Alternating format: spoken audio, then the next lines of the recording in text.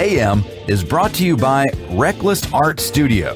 If you're looking for that perfect piece of artwork that not only exudes quality, but style, go to www.recstudios.com and pick up the painting that complements your cool.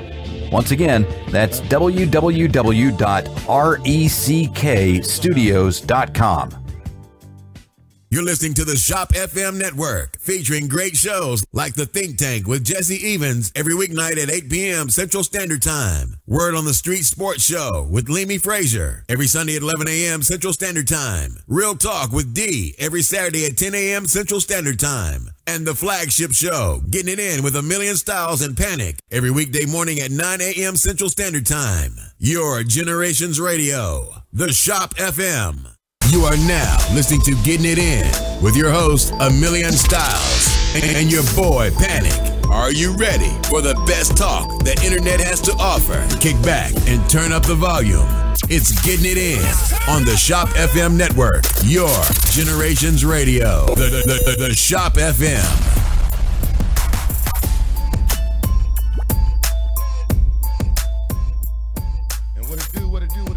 Boys, me and Styles Panic. We are in the building. We in the building, baby. We got some special guests today, y'all. Ladies and gentlemen, sir. It is going down. It's going diggy down. Okay. I did it. I said it. I'm not taking it back, damn it. I'm throwing it in the garbage. No, man. Retake. Yes, sir. Go. Start again. Go. No. All right. Anyway, we are here. We got some special guests in today, man. You want to introduce the guests? Yeah, so we have two very special guests. One you guys have seen before. She's kind of an old friend of the Shop FM. She's family. She's family. Definitely family. She's been here before. You Jessica. can't get rid of her. That's what that is. Do you want me to say the full last name, the hyphen and everything, or just the one? Which last name you want me to use? You got a hype. So right now, this is gonna make a statement. What last name should I use right now? It's Geschke. Oh, there it is. There you go. Jessica Geschke in the building, the president of Stop Heroin Now organization. Who is doing such the big wig who's doing such amazing work in our community, combating the heroin epidemic, right? The heroin. Trying to get rid of all them crackhead Larrys and stuff. Did you just use the word crackhead? Yes, he did. Yeah. Crackhead Larry. No, just one specific crackhead. Not all of them. I did not generalize it. I specificized it. The one guy we know. That one guy I know. Yep, Mr. Larry. Okay, Wow. all right. And she's joined by another gentleman, this gentleman here sitting to her left or to your guys' right. It's actually my right. You're right. You're right. They're left, right? My left. My left. My left. So it would be You're their left. left. Yeah. Because I'm watching you, Yeah. and they're watching you like I'm. Oh, I got you. Don't worry about it. I do this for a living. Can you tell? I see that. I see that. Ambidextrous. Jason Haas, how are you doing? I'm doing good. How you guys doing this morning? I'm doing good. And Jason runs a festival. Is it a festival? I do a heroin awareness festival every year called Danger Fest. Danger Fest. Trying to bring some awareness to the community There it is. about this epidemic. So you both are involved in bringing awareness to the community and help combat a serious addiction problem that's happening in Wisconsin. Very serious. Right. So why don't we just get into it, right? Get into the Jump right epidemic. into it. Yeah. Jump right into Give me, Mrs. President. Oh, yes. Yes. Wow. give me some stats, man. I want to know what's going on in Wisconsin for people who don't know how bad this problem is. Well, currently, I mean, we used to do. Break everybody's morning down. Let's go. Right. I know it's such a sad topic. So every year, I thought about what I was going to talk about a little bit today, but every year I attend this event out in DC. It's a couple different events that I go to, but this past year I attended an event called Cara Day, and we were focused around how many individuals die in our country every day, and it was called the 144. And so every day 144 people die from an opiate or heroin overdose in the state or in our country. 144. And the year before it was 122. So it was 122 people die every single day in our country. And before that, there was another number, and before that there was another number. And Jesus. It was just yesterday, actually. I was talking with somebody, and they said, well, it was 201 201 people die every day. And I'm like, no, it's 144. And I had that number. I say this number over and over and over every single day when I'm talking with people. 144. It's 144. And they're like, no, Jess, it's 201. So how do they come up with those numbers? I think it's just an average statistic across the board in our country. And I think like that just blew me away last night as I was sitting there. It's like 201 people die every day in our country to this epidemic of an opioid epidemic. Opioid. Heroin. Opioid. Yeah, Thank you. Yeah. Opioid, right? And that's opioid. Oh. So sorry, there's nothing to laugh about, but I couldn't say the words. I apologize. So what you're saying. So how long ago was the 144? Like just the day before? Yeah, and so 144 was the stats that we used for 2015 to 2016. So when we went and we marched, to DC, we went up and we talked to the governors out there, and we talked to the big legislative people that were there, and we used the number 144 to bring awareness to our legislative members about what was going on in our states across the country, and we really tried to drive home that number to them. That it was 144 people that were dying. And that was just in October. I went there with one of my best friends, Amy Schrader. And it was just a moving experience for us. And even at that point, 144 people, like that broke my heart. And I think that, I guess that was my point. It was just like yesterday I was sitting there and they were like, no, it's 201. Like that's the number, 201. So next year in October when we go, that number is going to be raised above 201. Of course it's going to be more than that. But we have to, again, come up with a new number when we go back. And that's just not acceptable to me. That is unacceptable. So why? Why is this such a problem? You know what I mean? Like if you could pinpoint, like the reason, I don't know, because in my head, I think like this, right? We don't do drugs, right?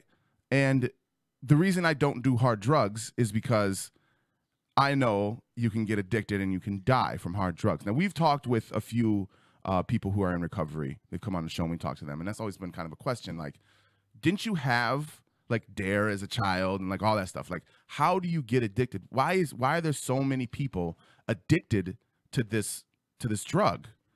You know what I mean? Sure. It just kind of blows my mind, and it's I don't know. And I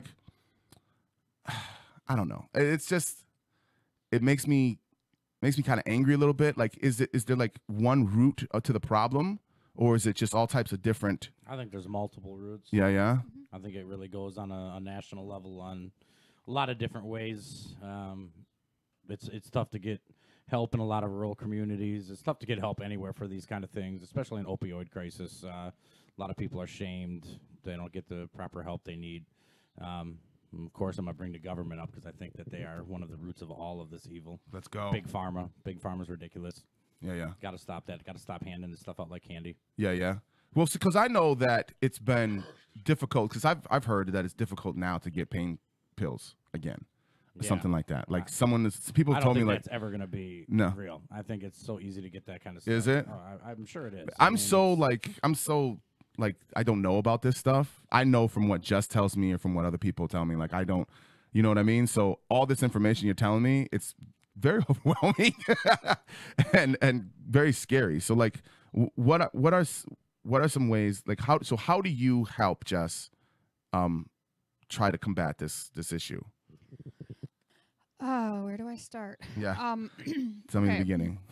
Let's start how you got into it. Right? Well, so for people who don't know. Okay. Well, for starters, I am a sibling of a person that struggles with the disease of addiction. My brother started abusing alcohol and marijuana at the age of 13, and I was 17 at the time. And his use over, I guess, the past 20 years has destroyed our family. He began using substances, and again, he's adopted from Korea, and so I think that played a huge part in his use. He'll tell you, and he'll be the first one to say that he felt that he never really connected with our family. He came over from Korea and had a lot of abandonment issues and questions as to why I was given up for adoption. I don't understand why I don't fit in, you know, those types of things. And so his use, you know. How old was he? He was 3 when he came over. Okay, so he was pretty much and he had been put into an orphanage before coming to America, and so he's got memories of that. Yeah. Right, and I think, you know, and when Jason talks about there's many reasons why people use drugs, and I think that plays a part. You know, past trauma, history of abuse, neglect, those types of things. When people don't deal with that when they become adults or early teen, they turn to substances to kind of cope and deal with that. Kind of numb it all, yeah. Yep, to numb up those feelings. And so his use took a very, very bad turn about 5 years ago. I was already in the field working as a substance abuse therapist because when he turned, when I turned 18, I just decided that I was going to save the world. That I was going to become a therapist because I did not want any other family members to go through what my family had gone through with his earlier use.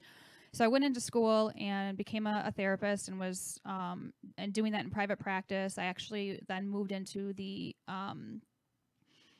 prison setting, and I was working through the prisons. And while all this was going on, unbeknownst to me, my brother had a raging opiate addiction living in Arizona. And within the last 5 years, he started using heroin, IV. He had died on several occasions before. I mean, he's heart stopped, like he's overdosed.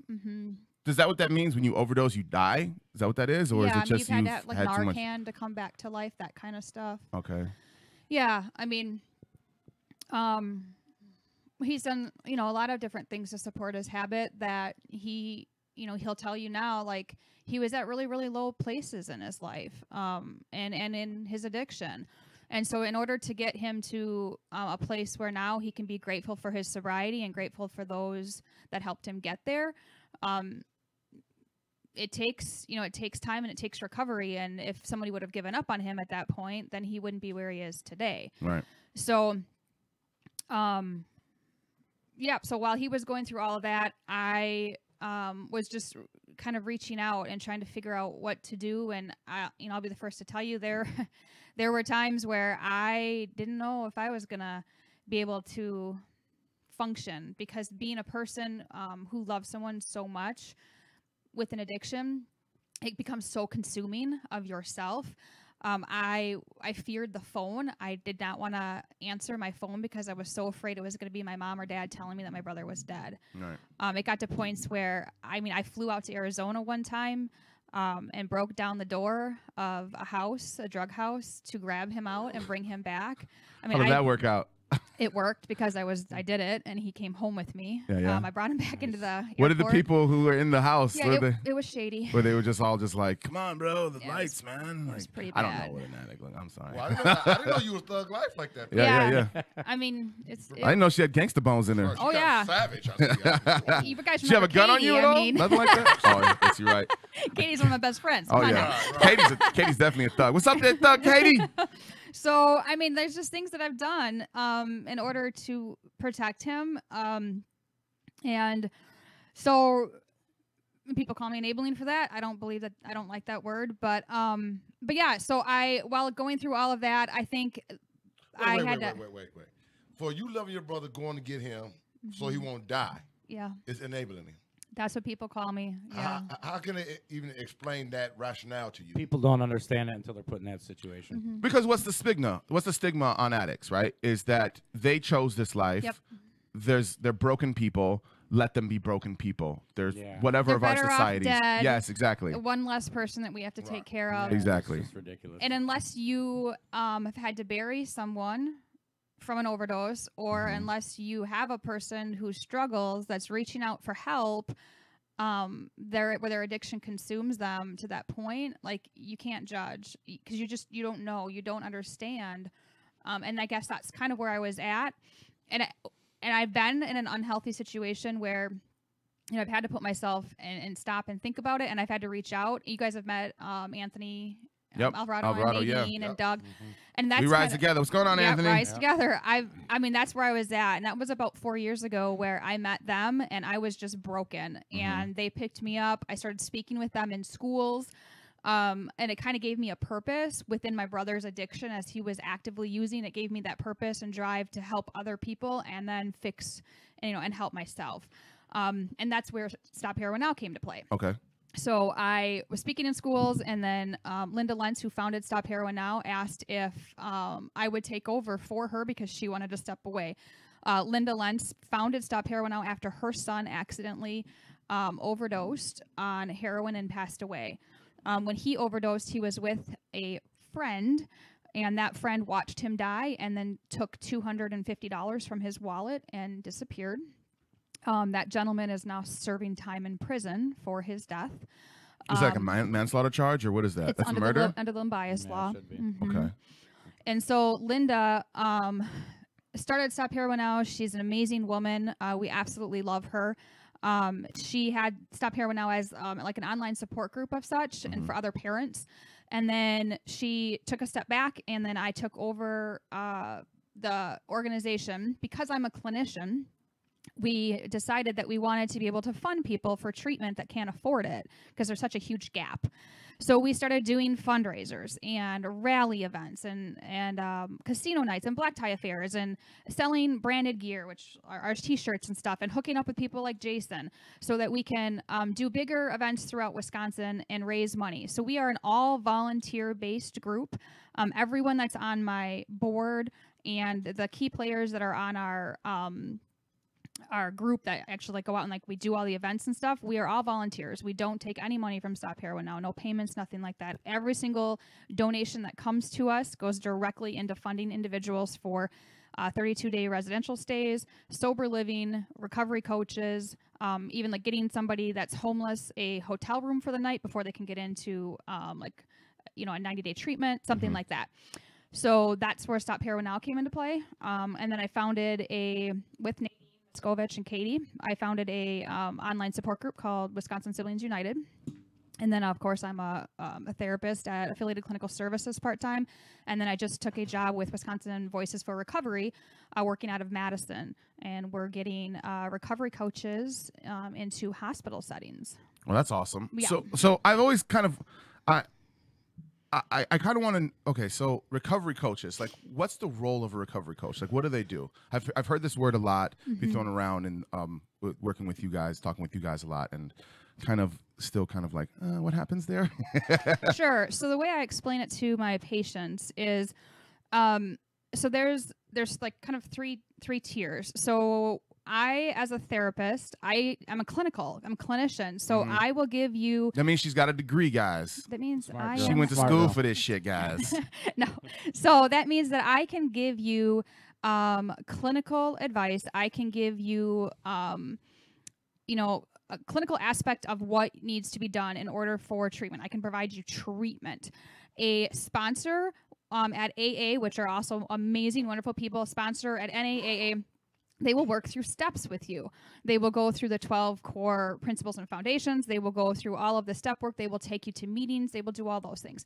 Now, the recovery coach is kind of right in the middle of those two things. Okay. A recovery coach, in the sense of what we are doing with the state, they will be able to meet someone in the emergency room department after they have overdosed. And they will meet them there, and they will share their lived experience. Hey, I've been there. I've done that. This is what's going on. I understand that you're really, really, upset the fact that you overdosed and you've been given Narcan and you're here.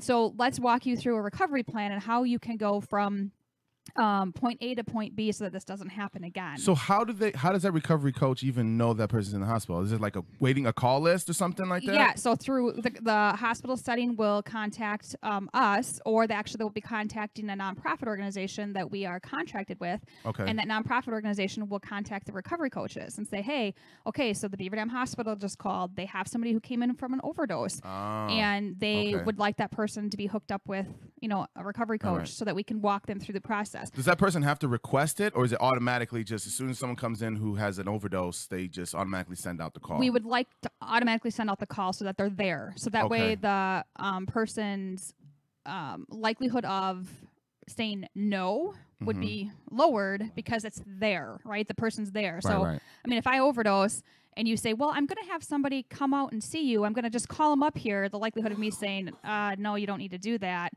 would be more if I know that the person's not there. But if the person's staying outside my room, the coach is right outside. Can I just send them in? I'm going to say, well, yeah, I guess. Send them in. They're right here. I guess so. Yeah. So, yeah, we would like the coach to be on site. Okay. When the person comes to and is coherent. Okay. That's cool. So, so Jason, you also are helping combat the opioid epidemic in Wisconsin through a little thing called Danger Fest. Not little. Started out as a little thing. It's not little. You want to put that up on there so you can see it? You got it, bro? All right. So why don't you tell us a little bit how you got involved with helping out, being a soldier for change and. Well, of course, I started out, as I was a young man, I had my own addictions and problems. I've never had an opioid addiction or anything like that, but unfortunately, just addicted to being sexy. Yeah, that's trying. My problem too, bro. It's all right. I understand. There's no cure. Back in 2013, I unfortunately lost a nephew of mine to a heroin overdose, and he also had someone standing right there that took off and let him go, which is unfortunate. But I started Danger Fest up because his girlfriend at the time was pregnant, and his daughter was born 5 months later, and we do that for little Alex. Oh, wow. Yeah. It was very so he passed away with a child? Passed away December 28th, 2013, Jesus Christ. She was born in May. So I told my brother, I said, we got to do something to remember him. We got to get this little girl, college, get her to school. Hopefully someday she can do something like Jessica does. And I did it for selfish reasons to start out with. I wanted to, his memory, wanted to help the little girl. That's but not selfish. Is that selfish? That's not selfish. I try not to think it is, but I still think that's what you're doing it for. I don't find that selfish at all, man. If I could do anything, I would, If you find that selfish, you guys are bastards. Yeah. I'm sorry. Go ahead. It started out really small back in 2013, just out in my brother's backyard. Friends come over. Had just like some little games, kids games, stuff like that, face painting, some music. Maybe 75 people showed up, and it grew. The next year we had it at a bar, had some big name bands. It grew bigger, about 300 people. Last year we almost had 800 people out at the Hill, and this year we're dropping it at the Hill again. We had 8 bands last year. This year we have 13. Whoa. Got involved with Jessica last year. Insane amount of bands. yeah, it is an insane amount, and it's an insane amount of pressure. Yeah. It really went off good last year. I'm really glad that Jessica got on board with us. We were able to make a donation to them last year, and I do see the progress of things starting to help along the way. I say if I do the show and I help one person, it's a success. Absolutely. And I've already had that one person. A friend of mine called me up last year. And I put him in contact with Jess right away, and things got better. So that's why I do it. I mean, I want to help. I want to get this ridiculous crisis, somewhat under control through whatever little means I can. But Danger Fest is growing huge, and I want everyone to come out. Me and Jessica had a talk last year. There's always a not wanting to go into a bar setting because there's alcohol, there's those kind of things. Right. I'm glad that she came and helped out with us last year. You ain't gonna. I want to say that you ain't gonna find a lot of heroin addicts, at church or in the grocery store. But the reality is that it doesn't discriminate.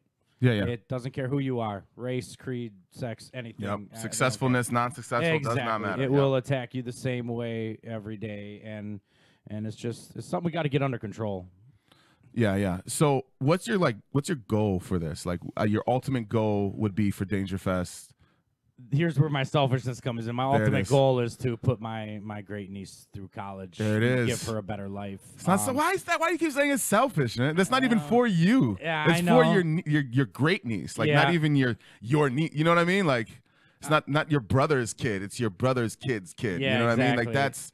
That's separate. I don't even know who my great uncle is. Everyone always says I'm great, so I'm just everyone's uncle. There it is. I call myself Uncle God. Yeah, my goal is to, of course, to raise awareness, get involved with people like Jess, situations where we can help somebody. If anyone, can listen and just get some kind of an idea that they're not alone out there, right? That someone will listen somehow. There's success stories. There's a lot of failure stories, but there are success stories. I would love to see that 201 number start going down. Oh yeah, that would be a great success. That'd be fantastic, right? That'd be more than fantastic. That'd be the best thing. Oh, man, I had a question. I can't remember anymore. I was just gonna say, you talk about feeling like it's a selfish act, but it's truly not. Last year when we showed up for Danger Fest, two things. So I was a little bit, apprehensive about going because it was at a bar. I have not drank in 9 years, simply because of the addiction that runs in my family and just because of what I do. But when we showed up there, I cannot tell you the number of individuals that came up to us at Danger Fest and poured their hearts out to us. People that I don't even know these people. They came up and they just stood there and they were crying and telling us about how addiction has affected their family. Right. And they wanted to know how they could get involved. We put out a donation jar. I'm like, well, I don't even know these. I know Jason. I've known Jason for a really long time. We went to high school together. Okay. And so I'm like, well, I don't know. Jason said we could sell our gear. We could put out a donation jar. So that's what we did. And these people, they came up and they were throwing like $50 bills and $20 bills into our donation jar. Nice. Buying our sweatshirts. We had so many people walking around with our t-shirts and sweatshirts on last year. It was just amazing. And so I think that and spreading the awareness that day was awesome. Like just doing that in itself, and having people come up and wanting to know more and what they could do to help us and help the community. To Danger Fest in itself gets that word spread out and people start talking about it, and it's not like this closet thing. Yeah, you don't see this stuff on the 5 o'clock news. Right. It's a real taboo, which is very wrong. Very wrong. And then because of your donation last year and the individual that did reach out to us, we were able to send a woman in for treatment last year based off of the donation from Danger Fest. And she was able to attend outpatient treatment for, I think it was 6 months that she ended up going to. Great. And she was able to get the Suboxone medication that she needed so she could get sober. Okay. And prior to her coming in for treatment, she was living on the streets in Milwaukee. She was found. She came home. She's doing, amazing from what I understand. Yeah. And that wouldn't have been possible without Jason and his family and putting this entire thing on. Because, of people like him who donate to us, then we can turn around and start sending people in for treatment services that can't afford it. We have these family members who call up and say, I don't have money. Like, I don't know what I'm supposed to do. I have no place to send people. And we have to reach out. And it was Alaris in West Bend, Beaver Dam. They're here in Beaver Dam too. Yeah. I just called up Mike Owens, and I was like, hey, I don't know what to do. Can you take this person? Will you take them on a scholarship? And he said, yes, we'll get him in with our Suboxone doctor. Just give me whatever money you can. I said, well, this is the donation that I got from the family. So can you work with that money? Right. And he said, we'll make it work. That's nice. So I just got a message from Tony Pavelka. Pavelka? Yeah. That's the one Tony Pavelka. about, Yeah, I'd like to That's say the one. thank you to Jessica and Jason for what you did for me back in January, early February. I will never forget it. And I'm going to tell you something. That's something, if I could pronounce the name and he can't. Yeah, I can't. I'm sorry. It's too early to be pronouncing last names right now. Yeah. So you mentioned something when you were telling me the story about Suboxone. Yeah. Now, I hear a lot of different things about Suboxone. Like the main thing is it's just another drug. They take you off of one drug and they put you on another drug, and now you're addicted to this drug. Mm-hmm. So it's just replacing one addiction with another addiction essentially, right? What are the benefits of it then? I guess is my question. Sure. in your clinical opinion. So I have two things about Suboxone. If Suboxone is done correctly in a setting which is conducive to recovery, Suboxone's a wonderful drug. And I can say that clinically, therapeutically, and ethically because I have done it and I've seen it done in my clinical setting at Affiliated. Our physician there will put someone on Suboxone and then wean them off on a titrated dose over a course of several months, and he does it the correct way. I make them go to intensive outpatient programming where they are seen in our outpatient setting for treatment 3 to 4 times a week, 3-hour groups. They have to have family component therapy where their family comes in for treatment on Saturdays. They do individual therapy, and they are given drug tests up to 3 times a week. Yeah. That is how Suboxone should be done. That's one thing. I also have Suboxone providers that are in the state of Wisconsin who are using Suboxone to make money. Call them out. I cannot do that. I cannot. You could. I'll mute your mic right now. Just tell me. Yeah. So there are doctors out there, and I know who they are, who will give individuals Suboxone up to 18 milligrams of Suboxone, which you do not need 18 milligrams of Suboxone. That's a lot. That's a lot of Suboxone. And they'll mix those. Yes, that's a lot of Suboxone. Okay, And they will mix them with benzos, and they will mix them. What's a benzo? I'm sorry. You know I'm ignorant to this stuff a little bit. I don't know about those type of drugs. Well, so they'll mix them with like Xanax. They'll mix them with That's a benzo, a Xanax. Yeah, like they'll mix it with like so like I'm in your boat. I'm not too much. Yeah, I'm not too knowledgeable about all that stuff. I'm sorry. If you went into your doctor and said, "I'm full of anxiety," okay, it's an anxiety medication. It's an anxiety med. All so right. like and like so you So should it calms you never down. mix Suboxone and anxiety medications. They can kill you. They can stop your heart. So what is Suboxone then? Is that just an opioid? So it is. It's a partial. So it'll have a medication in it that does have an opiate base in it, yes, but it should never be mixed with alcohol. It should never be mixed with benzodiazepine. Well, that's everything, right? Like you shouldn't mix.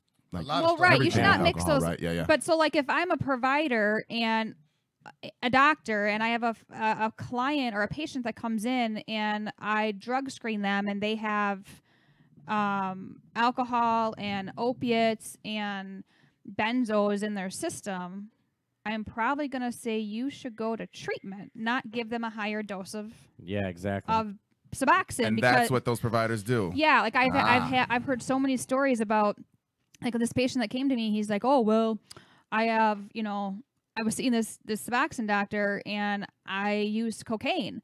And I'm like, "Oh, so let me guess, they discharged you." That's one hell of a drug, man. They said I must be having some cravings to use drugs, so they increased my Suboxone dose. So does Suboxone inhibit your opioid receptors in your brain then? It does. Okay. So what it does is it comes in and everyone has neurons that fire in their brain, and Suboxone will come in and they'll put a hamper on top of those neurons and quiet them down.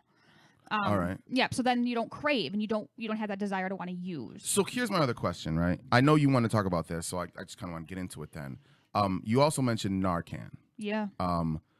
What is Narcan for people who don't know what it is? So Narcan is a medication that if you are not overdosing or if you're not using opiates, it's not going to have any effect on you. Like I can take Narcan right now and it would not do anything to me. Okay.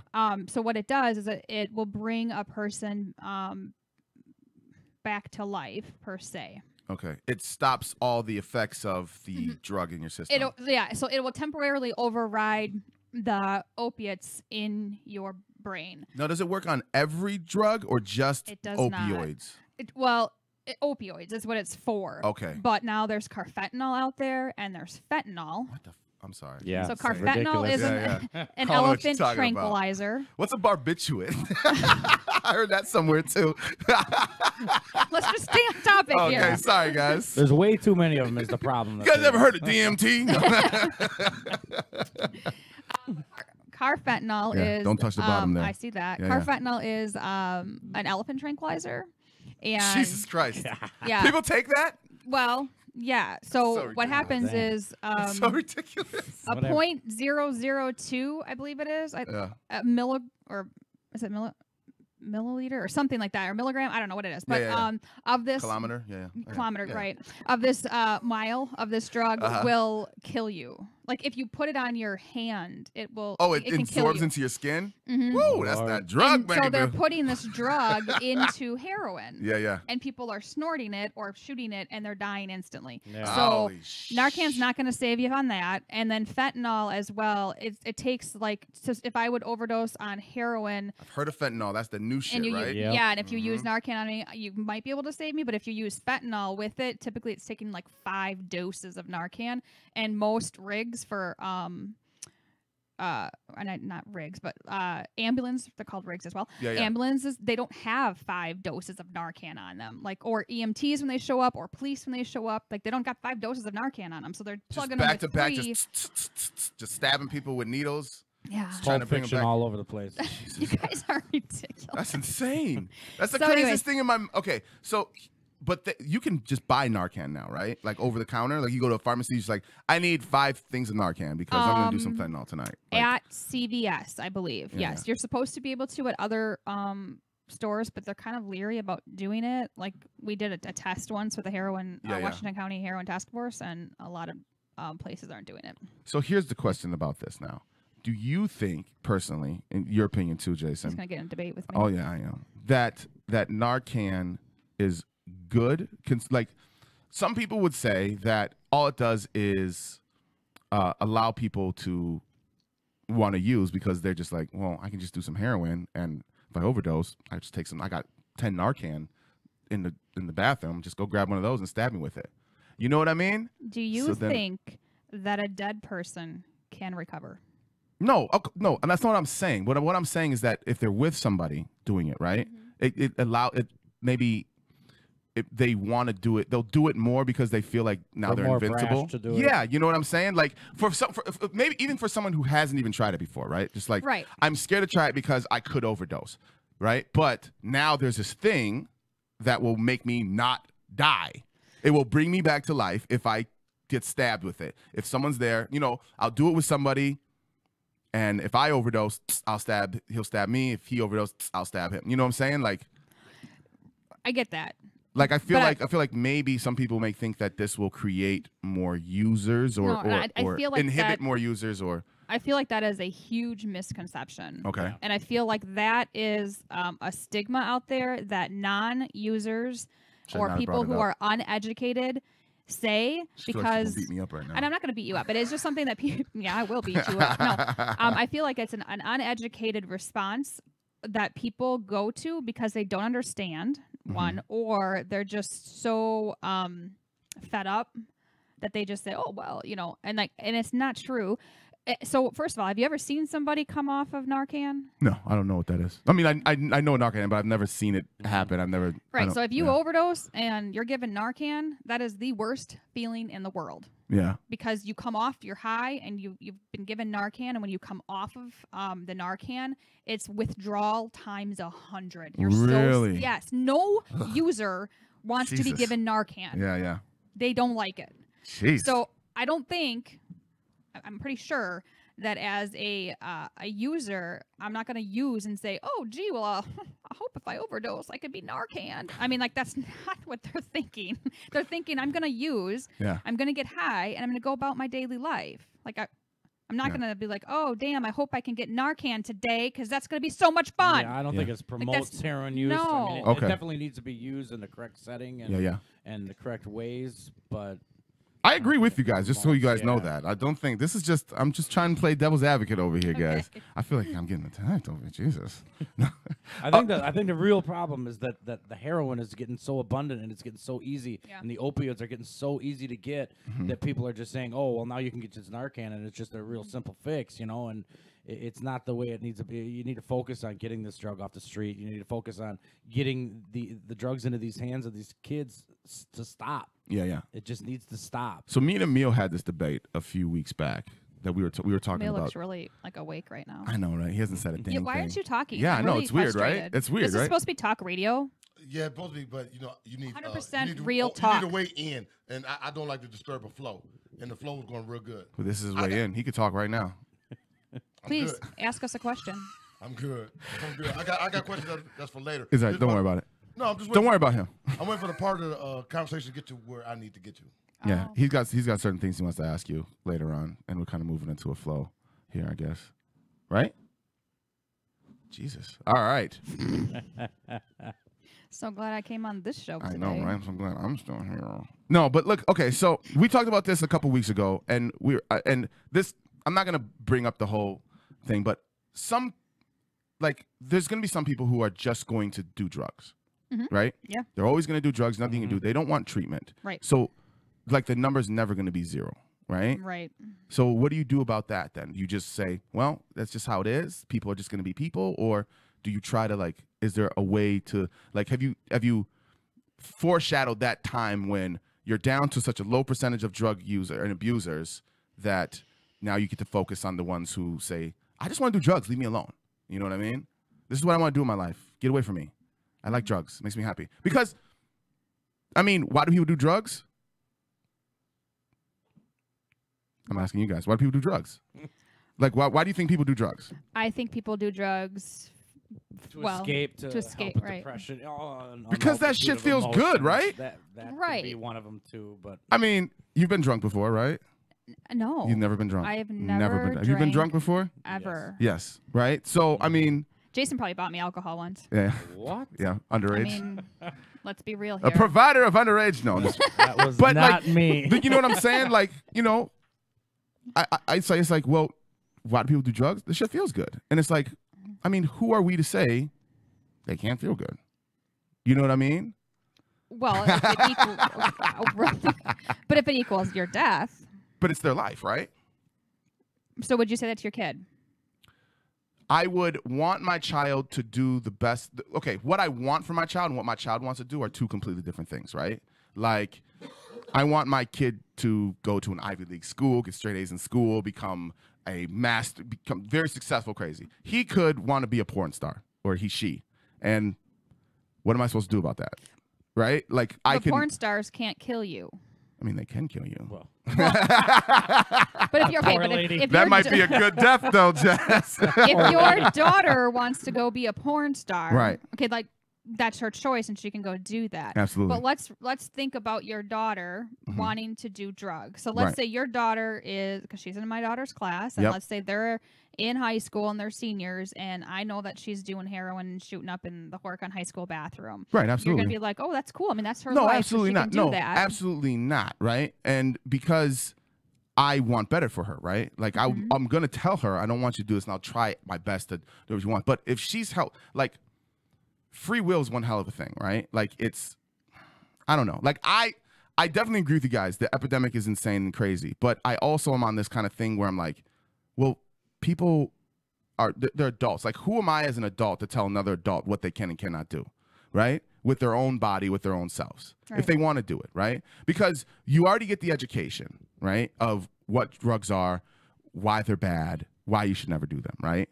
And if you still choose to do it, sometimes that phrase, that opinion, that talking to someone could bring them down, though. Okay. Could make them say, well, maybe my day ain't that bad that I don't need to do a whole 8-ball right now. Right, right. I don't need to do all these kind of things. And I think that's why people always should have their opinion on someone else's life.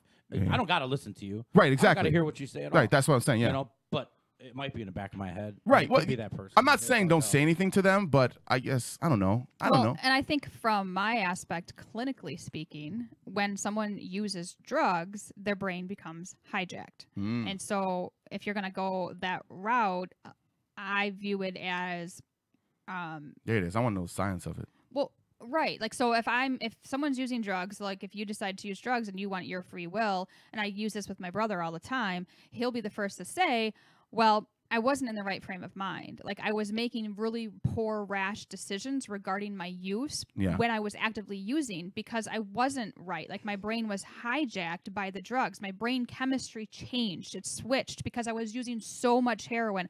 I was using so many opiates. I was using LSD. I was using ecstasy. I was using all these drugs. So my brain chemistry changed, which is accurate and true. And so I needed someone to kind of pull me out of that fog so I could let my brain settle and then rethink about what I was doing. And then he makes appropriate choices not to use. And I'm saying appropriate because that's my morals. Yes, that's my thinking, that using illegal drugs or using drugs to mood alter is inappropriate. Okay.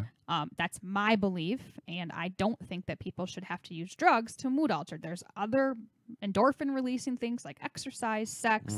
How do you feel about like anti-depression medication? I think antidepressant medication works when someone is physically depressed, like they're but again, clinically Because that would be depressed. a mood altering, right? That's the kind of mood altering substance at the same time, but it's not you That's know. something else I'd like to get in. You know, with the drugs thing, it's not like, you know, I just want to do drugs to make myself feel better. Right. There is such another angle to it with especially with the opioid Yeah. crisis, where I think that's what I'm trying to get at. these Yeah, doctors are just throwing it at people. And I will, speak from my own life. My mother, she's straight-laced, straight as an arrow, doesn't know jack about jack, drugs, no, hasn't drank in forever. And the doctors had her addicted to fentanyl.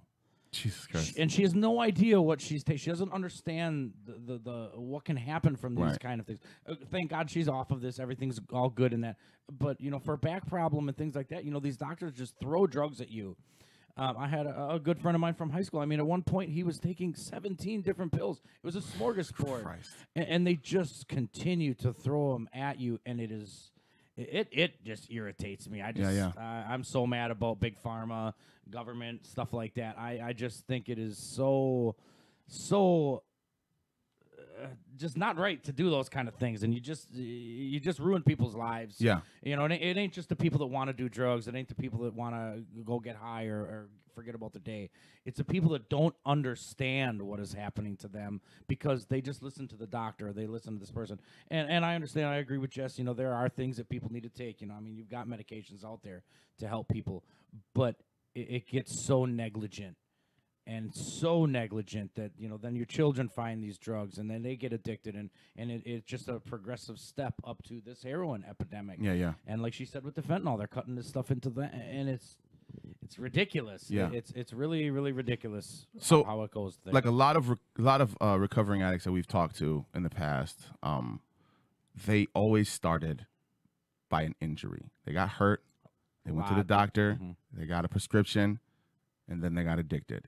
And I read or heard somewhere, I can't remember, that the regimen is longer than how long it takes to get addicted to something. Like they put you on, like, say you go to the doctor with like plantar fasciitis, right? That's standing on your feet too long. You just got sore feet, right? I went to the hospital. My feet were hurting so bad, could barely stand on them. All they did was give me Vicodin. That was it. Yeah, here's your fix. Here you go. Take some Vicodin. And they gave me like a 14-day regimen. Take this every single day for 14 days, and you'll feel better. And you look at it, it's like, okay, so this is your 14-day regimen. It takes 10 days or 7 days, something like that, get addicted to something? Between 7 and 10 days. So they're giving you a longer amount of drugs than what it takes to get addicted. So by the time you go into this 45-minute appointment to get your feet fixed, in 2 weeks, now you're addicted to an opioid. Yeah. And now you have to try to come off of this. Bigger problem. Exactly. And then you go, damn, now the pain you're feeling is not the feet anymore. Now it's the pain of, I'm out of these drugs, but you don't know that. You think your feet still hurt. So you go back to the doctor. My feet still, here goes some more. And you run out again. I got my, I can't keep going back. It's a mindset. It makes exactly right. Exactly. But really, I'm on your ship right there. The problem. And I think it's the doctors, man. I'm very elementary in my understanding of a lot of things that Jessica understands. Yeah. And I get a lot of anger towards it, and it clouds some of my judgment on what I do learn and what I don't. But I do try to educate myself as much as I can. But I totally agree with you and can see how that happens with so many millions of people. Oh, yeah. Yeah, and I really do feel like the providers are not taking responsibility for what they are doing to this country. Yeah. What they've done to the human race. If I got a problem with my foot, a doctor, massage my foot and make it better. Don't just give me a handful of drugs and say that'll make you. Exactly. Tell me some alternatives. Give me some therapy or something. Yeah. Exactly. The same thing with my hands. I had to go. They kept trying to put me on drugs for my hands. I'm like, yeah, I don't want drugs. I want my hands to feel better. You never hear of a rehabilitation center for like physical rehabilitation getting any accolades, Yeah, exactly. You don't hear that kind of stuff. You always hear about, the doctor handed me this. Yeah, and they got these things called pain clinics. Like when I was growing up, I never knew there was pain. There was no pain clinics when I was growing up. But now there's all these pain clinics all over the place. And their main thing is you go in there, tell them what hurts, and they give you drugs. And they put you on this regimen of drugs. And it's like the biggest business in the country. It's like, what the drugs. What's up, Jess? What are you gonna say? I was saying, doctors are driven by. What is this cutting out? No, you good. Oh, doctors and physicians and hospitals are driven by pain outcome studies. Yeah. So they have those surveys now. Yeah, so that's what I say. So after you go into your doctor, about 3 days later, you're going to get a letter in the mail that says, how did we do? Was your pain assessed at where it should have been? Is everything okay? Is there anything else that we can do for you? Please return this survey. And that's how they get scored through state, federal guidelines. nationwide as well as state. So doctors are being held hostage by their own companies that they're working for. Right. To do a better job. Customer service shit. It's customer service. Insurance too. Yep. Which it shouldn't be. Like going to the doctor you shouldn't rate your doctor. Is like, did he take care of what's supposed to be taken care of? Yeah. Did he address it? Yeah, that's fine. Was he nice? Who gives a shit? Yep. Who cares if he has a nice bedside manner or anything? Yeah. Is he competent at his job? Absolutely. Fine. Then he's a good doctor. If he's not competent on his job, then that's something else. I'd rather have a doctor yell at me that I'm not doing my rehabilitation. Exactly. If I have surgery, not taking care of that, than just giving me, a painkiller to make it go away for that amount of time. Well, and I think the pain clinics are booming now because there are hospitals in the state, and I know Aurora is one of them, and maybe Freighter is on board too, but the ERs will no longer prescribe opiates. Yeah. They're opiate-free. Everywhere? ERs in the state of Wisconsin. Oh, that's so good. if you walk in there and you're trying to, get my an back opiate, hurts. My back hurts. Or, it's ridiculous. Sometimes I have sat in ERs with patients, and like there'll be people that I'll watch walk in normal from the parking lot, and they get in there like, ooh. And then they start limping. I'm like, come on. Ow, my neck and my back. Right. And they would do this over and over and over all over the place. My man. So, that's just how it, how people would drug seek. And so now they just have gone across the board, across the state. Like, we are an opiate-free ER. If you come in here, you will not get opiates from us, unless it's like you're helicoptered in, on a flight for life or something like that. Oh, yeah. But I cut the top of my head. There are situations that, right. You're gonna need, but you're not going to get them. I scalped myself. They gave me what is that Dilaudid? called? Yeah. They gave me like 4 or 5 shots of those. Yeah. That was not a fun drug. I would not recommend it. Did you see Purple Elephants? No, what happened, this is a funny story. What happened is that they were giving me the numbing stuff on my head to put I got 18 staples in the top of my head. And the first staple went in, and I was like, oh, I can feel that. I can feel that because it was cut all the way down to my bone, to my skull. That explains a lot about you. Oh, yeah, I've got traumatic brain injury. No, I really do. I have a traumatic head injury. I have a CTE. But anyways, Was that before or after you got married? It was after I got married. I'm glad she didn't hear that. I'm glad that mic. Thank you, microphone cord. Baby, I love you, Amy. No, but so they gave me as much numbing stuff as I could before it would affect my heart. So they just kept giving me these shots of Dilaudid, right? And I just remember it going into my bloodstream, and I got all warm in my hand, and all of a sudden I started like shaking. And I like gripped the side of the bed, and like everything just went. But it only lasted for like 5 seconds, and then it was. But anyways, I did not like that at all. No. But I did get a comment on here that says that that's why I smoke weed. What is your? I talked to another someone, the guy who runs Extreme Intervention. Celebrity? Yeah, Celebrity, yeah. And I talked to him for a long time about it, and I said, "Where's your stance on marijuana and stuff?" And I want to know what your stance is on marijuana. You know my stance. What is it? She's like, smoke it, toke it up, yo. Nope. We got a bowl in the back, Jess. You want to go? No. No, I don't like pot. No. Do you think it's just as addicting as? I do. Yeah. Yeah. Even with all the medical benefits to it. No, I think if you're. What is with this mic? Because you're talking crazy shit. It knows. Oh, snap.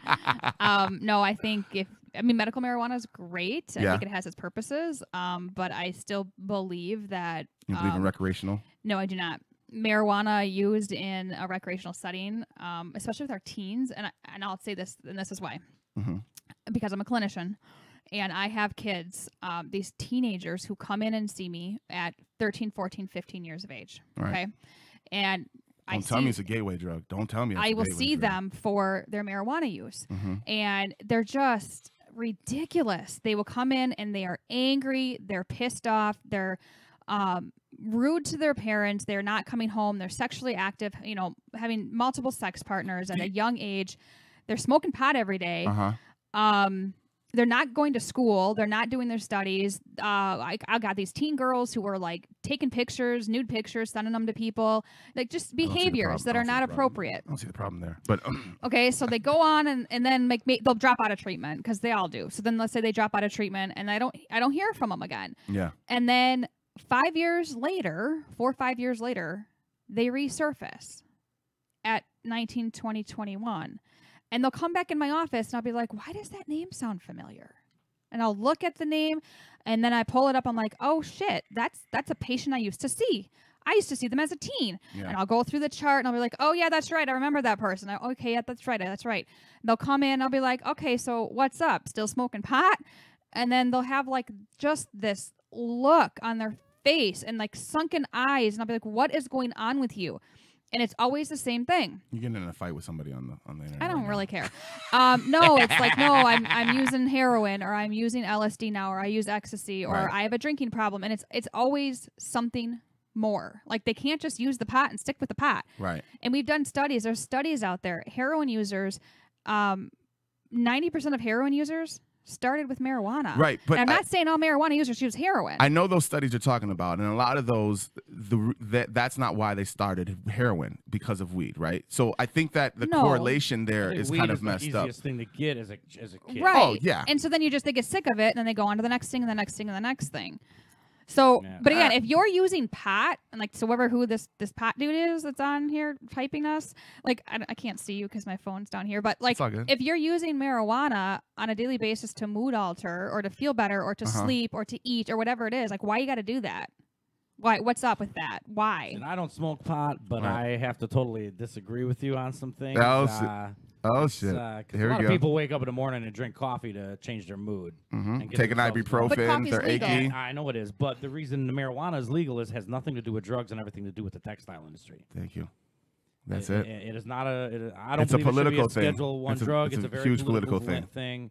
I think that a lot of things are changing with that. I mean, cocaine's not a Schedule I drug. I'm not. Exactly. But like, I'm not marijuana is. Well, I'm just a legal person. I hear you. I don't. I get it. But then you got to think, if we're doing this radio show in Colorado, is it different? Right, or Washington, where it's legal. Yeah. I'm not trying to even start arguments with Colorado. Yes. There are a lot of medical things that help. In what? Like increase in crime rate, and increase in all kinds of. But it's not. That's not related to the marijuana. Yeah, that's the related to marijuana. No, it's not related to marijuana. I will pull it up. I have to. and like what you're saying with these kids too, and I did smoke a lot of pot when I was young. I do not smoke pot anymore, but when I was in high school, I did do a lot of crazy different things. I think a lot of the things you touch base on with some of these, the way these kids are and stuff like that, a lot of it has to do with the advances in social media. A lot of it has to do with home life. People's home lives are not the same anymore. Families are not strong like they used to be. This opioid crisis tears families apart. Yeah. I'm not advocating anything, and I don't want to sit and get Jessica against me here, and she's not going to show up at daytime. But I really do think that there needs to be more things done about marijuana. I think marijuana has always been the scapegoat. It's always the easiest thing to get. It's always the first thing a child starts. Besides, it started with reefer madness in the 50s, man, and it's just kind of really ballooned into what it is now. If we can't get a handle on the opioid crisis and we're going to blame stuff on marijuana, I think that education needs to be the first thing on all of it. And the Rockefellers and the Rothschilds of this planet need to really be put to trial. And I think when those kind of things start happening, people are going to understand that because I've talked to a lot of opioid users, a lot of heroin users, that marijuana helps them. Yeah. Tremendously, and like you had said earlier, it's not switching one drug for another, because I do not believe that marijuana is a drug, no more than coffee is a drug, no more than you eat large amounts of chocolate, you can. So let's talk about the crime, right? So say there's a crime done, right, and the person is suspected of being on marijuana, right? How long does it stay in your system? Marijuana? Yeah. I mean, I can drug screen wise. It's 30 if I days. smoke weed now and I do something illegal tomorrow, but I don't smoke tomorrow, if they test me for marijuana, it's gonna be in my system. Now, did I do that crime because I was on marijuana?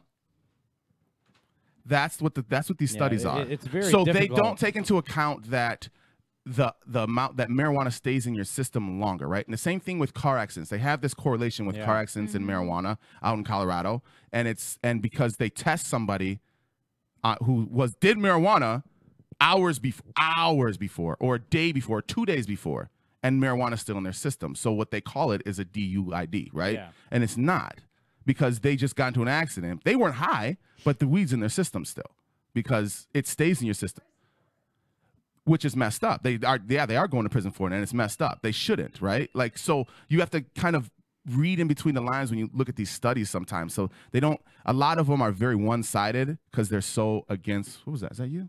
You beeping over there? I think her battery's dying. Oh, okay. You know what I mean? So I think this my co-host just leave me? Is a great conversation. I really think that there's a lot of goods and Jess. bad, pros and cons. He's out.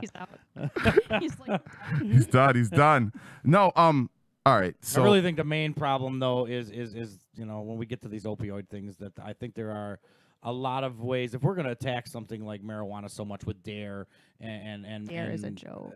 DARE is a joke. DARE is a joke. Really? It was made up in the 80s by. They didn't tell me that when I was in school with Mr. McGruff. By the Reagan organization. Yeah, it was. Well, that was his name, McGruff the crime dog, right? Yeah. Mm-hmm. Yeah, that was just a system of smuggling drugs across the border with the Mexican cartels and shipping guns and doing. Are you talking about what's that called, Emil? What's that called? What's that called? I have no clue. Oh, what is that called? What was that called? It was called something. Not Contra, but was it called Contra? Super Contra. It was called something else. With Freeway Ricky Ross. What was it called? Yeah, it was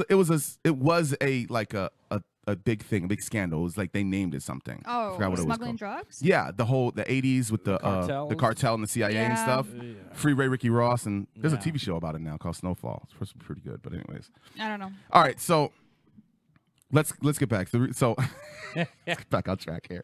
I know we're running out of time here, so I want to reiterate that July 29th, 2017. July 29th, out at the Hill, 2017. I will not be smoking pot there. I will not be No, either. she'll smoke before she gets there. Nobody will be. The gates open at noon. We have 12 bands lined up for you. We have WJJO and Johnny Danger are going to be there live from 4 to 6. All right. Danger's going to be on the stage after that, announcing bands. We have a great lineup of bands, headlining with The Wild, Generation Kill, We the Fierce, Dixie Duncan Band, Revolution X, Devil the Drag, Leverage, Left of Reason, Crush Point, Whiskey Rebellion, Altered Ego, and Serum. It's going to be great. We're going to have a dunk tank. We're going to have prizes. There is a poker run. Sign up from 10 to 12 at Johnny's Lounge here in Beaver Dam. We have 5 stops on that with a final till, giving away all the money that we get from that. Some tons of prizes. We're going to introduce our new Danger Dog mascot we have this year. He's going to be running around, hopefully not humping everybody's leg. A real dog? Not a real dog. Oh, okay. It's going to be a nice big mascot running around. Hopefully, nice. Hyping up the crowd. I hope he humps people's legs. We're going to stop heroin happens. now there. I also believe that Nova is going to be there too. I believe that Nova's going to come down and help us. Nova Treatment Center, yes, the mascot? Yep. We're going to have a lot of vendors. We're going to have some barbecue from Max Barbecue. It's going to be a great time. Yeah. Everyone Nova, needs to this come is out Jesse, there. right? Is that Jesse Heffernan? No, Jesse Heffernan is with Wisconsin, not Wisconsin, Faces and Voices. That's right. Okay. Nationwide. Okay. He moved now. All right. And so what time again does that start? Gates open at noon. It opens at noon. All Noon right. to midnight. How much are tickets? $17 pre-sale, $20 at the gate. You can get tickets where can I online get at 'em? HaaseDangerFest.com, Okay. HAASE Dangerfest.com. You can also get them at Recheck's Food Pride, Johnny's Lounge, Charlie Brown's, The Hill, That's all in Beaver Dam. all in Beaver Dam. Yeah. I believe we have tickets also. The Wharf in Fox Lake, the Dump in Cambria, the other bar in Waupun. Nice. I believe that's it. We also have 5 tickets that we're giving away on Stop Heroin Now for our viewers. Oh, there it is. Yeah, we went live on Monday. Katie, our VP, and I went live. So if you go on Stop Heroin Now and watch that video, all you got to do is put up or send us a video as to why you are in recovery or why you like your recovery or something like that. Katie came up with it. I love my recovery because, or something to that effect, and what your recovery means to you. And then send it to us, and then we're going to post them on our Facebook page next week, and then people with the most get to get in for free. Nice. Awesome. That's a good contest. All right. So what does Stop Heroin Now have coming up besides Danger Fest this weekend? Or next weekend? We Sorry. have a ton of stuff coming up. We do have our Beaver Dam rally coming up on, let me grab my handy dandy little book here. Don't move your head. Don't move your head. No, I'm just joking. Go ahead. Stop. Our Beaver Dam rally, this is ridiculous, this mic, August 26th. It's not the mic, it's the cord. So August 26th is our, or not Beaver Dam, You West should Bend buy some rally. new cord, Jess. Buy some I new will, I'll cord. buy Stop that. Heroin Now, donating new cords to the Shop Donating new FM. cords. Anyways, August 26th, West Bend rally for Washington County. It's going to be huge, and you guys are going to be there. Like, you didn't confirm that with me. So, Talk about it. Yeah. These guys are going to be there, so that'll be great. And then we have September 1st is our Timber Rattlers game. We'll be up at the Timber Rattlers game up there. We have a booth. And September 9th, we have the Rethink Run Walk up in Oshkosh. And September 16th, we have our Zoo Day at the Milwaukee County Zoo. We'll be there hanging out with all the animals. So you guys should come there. It's a family day. Sales Recovery is putting that on. Do you have to have a zoo membership? Because I got one of them. Do you have to have a family? Yeah, do you have to have a family? No. Can I rent There you some go. children? You can come by yourself. Anybody got kids alone? You know, like on tax season happens, you know? You can Get some of those social security numbers real quick. But it's for everyone. It's a recovery day, so everyone that's can bring their family and you can come in.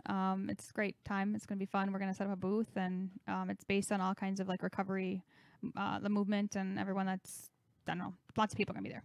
Nice. And then we have the statewide rally put on by Wisconsin Voices for Recovery, my employer, with Caroline Miller. I'll give a shout out to her. She's Shouts out to amazing. Caroline Miller. We know Caroline. Hey, Yeah. Caroline. I love her. She's We have the an interview boss. with her up on our YouTube page, so you guys go check that out. You have a what? We have an interview with her, right? You did? You did? You interviewed my boss? Long Oh. time ago, a few years Oh. ago. Well, Yeah. You know we've been doing this for a while, right? No, I'm just saying. Just go ahead. I wouldn't know. Don't worry about it. So yeah, that's on September 23rd. So that's at the State Capitol building, and you guys went to that a couple years ago. You came down for that. That's huge. You guys should all come to that. We have so many events going on that day and huge guest speakers. That's the place to be. So make sure you come to that. And then here in Beaver Dam, October 7th is our Dodge County rally, Yep. and that'll be at Tower Lanes. Okay. And That's the day after my birthday. You better come. You So, better yeah. come down and say happy birthday to My Jason. 21st birthday. Yeah. Buy him an orange soda. Yes. Buy him an orange soda for his 21st birthday. Buy him a ginger ale. Ginger. So that's what we got going on. That's all on our website too. Tons of stuff. What's the website? www.stopheronow.org. There it is. All right. Yep. Awesome. That's it? You sure? I mean, yeah. You want to talk about anything else? Are we good? I mean, It's like 10:30 right did you now. have questions for me? No, I'm good. Got everything answered. I think he's good. I think he's Everything good. I answered. Yeah, I mean, yeah. I'm a little bit concerned about you. Is there something you want to talk about? I am a clinician. He's not feeling good. You know, he had the allergies and stuff, so that's why he's been coughing and stuff. So I get it. He's all right. Don't worry about him. Yeah, don't worry, I'm good. You all right? Okay. Man, I'm just feeling it. Like I'm feeling like you're a little bit, you know. All right.